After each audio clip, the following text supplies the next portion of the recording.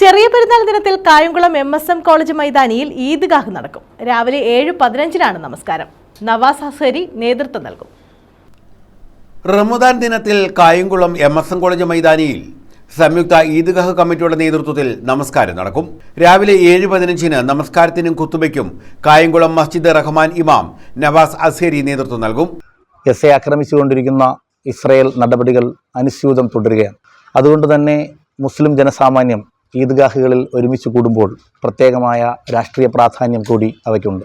മാത്രമല്ല, ഇന്ത്യൻ സാഹചര്യത്തിൽ വഖഫ് നിയമം പോലെയുള്ള കരി നിയമങ്ങൾ, വഖഫ് ബോർഡിനെ, വഖഫ് സ്വത്തുക്കളെ പിടിച്ചടക്കുവാൻ വേണ്ടിയുള്ള വഖഫ് ബില്ലുകൾ നമ്മുടെ സഭയിൽ അവതരിപ്പിക്കുന്ന പശ്ചാത്തലത്തിൽ കൂടി മുസ്ലിം സമൂഹം ഈദ്ഗാഹുകളിൽ നീണ്ട പ്രതിജ്ഞകൾ കൂടി എടുക്കുകയാണ് ചെയ്യുന്നത്.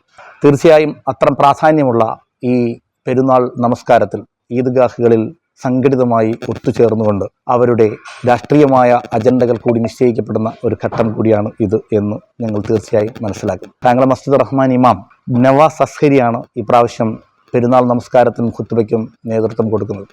MSM കോളേജിൽ എല്ലാ വർഷവും പതിവ് പോലെ നടക്കുന്ന ഈദ്ഗാഹിൽ ഇത്തവണ കുറച്ച് പാർക്കിംഗ് പ്രശ്നങ്ങൾ ഉണ്ട് എന്ന് മനസ്സിലാക്കുന്നു. ദേശീയപാതയുടെ നിർമ്മാണം നടക്കുന്നതുകൊണ്ട് അതുകൊണ്ട് കോളേജിന് പിൻഭാഗത്ത് വിശാലമായ പാർക്കിംഗ് സൗകര്യം ഉണ്ട്.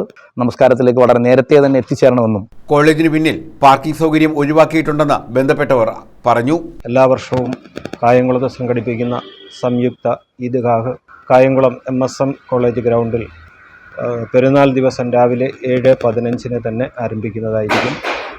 നമസ്കാരത്തിനും ഖുതുബയ്ക്കും നേതൃത്വം നൽകുന്നത് ബഹുമാന്യനായ മസ്ജിദുൽ റഹ്മാൻ ഇമാം നവാസ് ഹസരിയാണ്. എല്ലാ ജനങ്ങളെയും ഈ സംഗമത്തിലേക്ക് ഹൃദയപൂർവ്വം സ്വാഗതം ചെയ്യുന്നു. തിരക്കൊഴിവാക്കാൻ വിശ്വാസികൾ നേരത്തെ തന്നെ എത്തിച്ചേരണമെന്നും ബന്ധപ്പെട്ടവർ അറിയിച്ചു. News bureau, Kayamkulam.